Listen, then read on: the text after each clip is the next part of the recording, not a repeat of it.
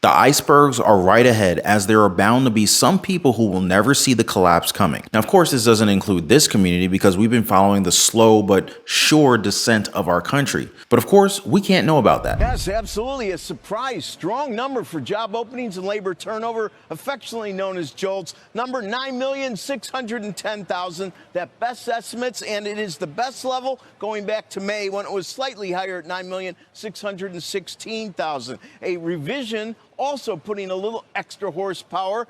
Last month's 8,827,000 now stands at 8,920,000. And of course, rates moving up towards the high zone. Remember, the roller coaster ride can be wild, but I always like when it stops. It's the close that matters most to technicians. And if any close above 470, many that have been trying to pick a temporary top will, of course, concede, and you might see some late session selling, pushing yields even more aggressively to the upside. Wow, 9.6 million? Huh, that's a lot of jobs, am I right? I also love the enthusiasm to report it too. Like, it's such a great number, but y'all know I have to do it. Do any of you guys think that the number is accurate? Because let's be real, guys, the Bureau of Labor Statistics has repeatedly revised the payroll numbers this entire year. And what's been the common denominator for all of these revisions? Oh, that's right, they're always revised down. They never revise them better, meaning like they never revise them upward. Now, even with the August data coming out better than expected, it also showed the highest unemployment print since February 2022. So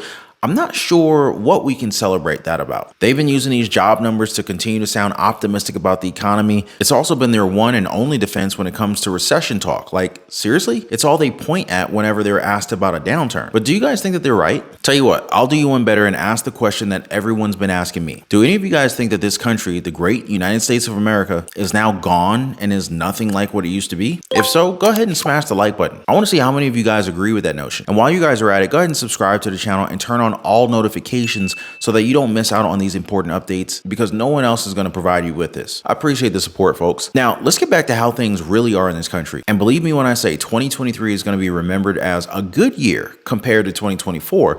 But what these amazing job numbers don't show is that consumers are literally tapping out because of the high cost of living. Not to mention the credit card fees continue to drive off one of the last lifelines for many Americans. What's your assessment of the consumer today? Because here we are with inflation much stickier than many of the forecasts had expected we would be at when it comes to the current levels right now. The economy is showing signs of some weakening here when we take a look at the labor market, showing some signs here of slowing down. Is the consumer, do you think, still able or still likely to remain resilient in the coming months when we look ahead to the very critical holiday season? So at the moment, American households have about I think the data is $500 billion in excess savings. That's a cushion. That's going to hold the consumer in a good place through the end of the year, we expect. But certainly in the future, tighter credit conditions and other factors are going to test that resiliency a little bit. If swipe fees are increased, what impact would that have on inflation that the Fed can, they can do, all of the policy decision making in their purview, but I mean, they're not going to, come out with any ruling on swipe fees. No, swipe fees, the question isn't if, it's when. Because there's no competition in the market for credit card swipe fees always go up. In fact, swipe fees have gone up about 60% since the beginning of the pandemic. Just $22 billion in extra swipe fees last year alone.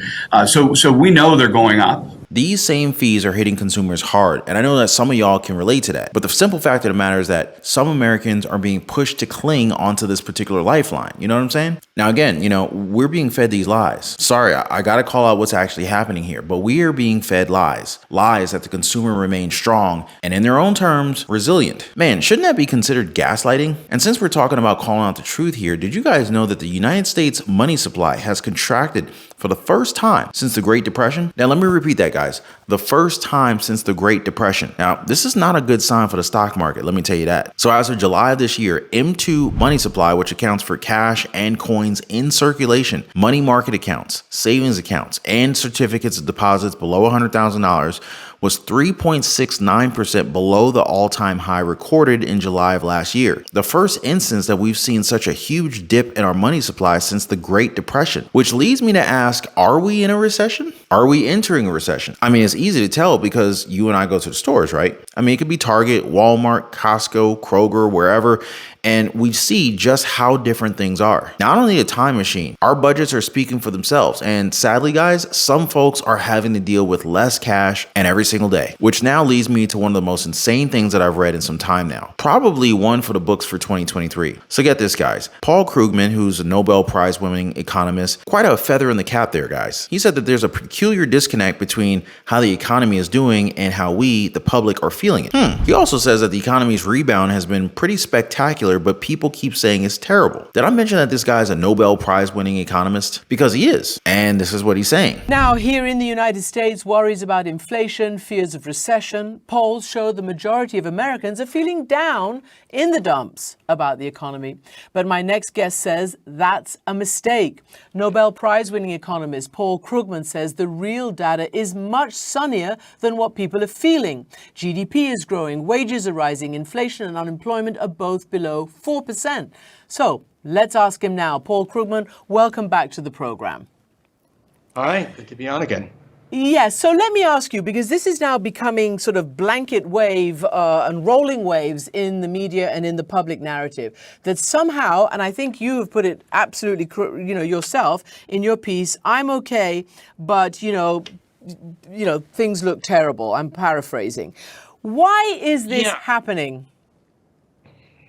Well, we don't fully understand. I mean, the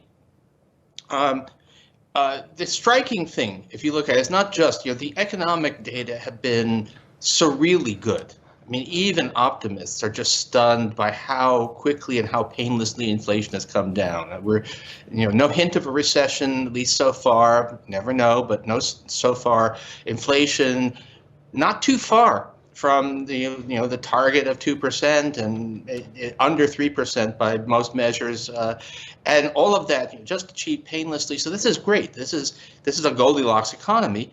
Was there a giveaway of Nobel Prizes that I wasn't aware of? Maybe a 2-for-1 special or something like that? Can you guys believe this guy? Because y'all know that they're going to need someone with some semblance of credibility to tell us that things are going so well when the average American can obviously tell that things have not felt the same or even better in years. He also seems pissed that the president, with his aptly named economic plan, isn't getting the credit that he deserves for having such a booming economy and lowering inflation. I can't make this stuff up, guys. I really can't. Not even if I wanted to, folks. So here's a neat question for Krugman, who won a Nobel Prize, by the way. Did I mention that? So Krugman, how cheap is gas where you're at? In fact, let's ask this amazing community. What's the price of gas right now? Is it going up? Is it going down? Because any economist would know that energy prices affect the cost of goods, right? But yeah, I guess we're just going to have to wait and see until we solve this disconnect between us and this great economy that he's been talking about. But what are your thoughts on this, guys? Do you agree with him? Are you instead on the other side, kind of feeling the pain of expenses? Now, before I go, guys, I just want to thank you guys so much for spending time with me. Thanks for hanging out. Thanks for dropping a like for the video. Thank you for subscribing, and I'll see you guys in our next one.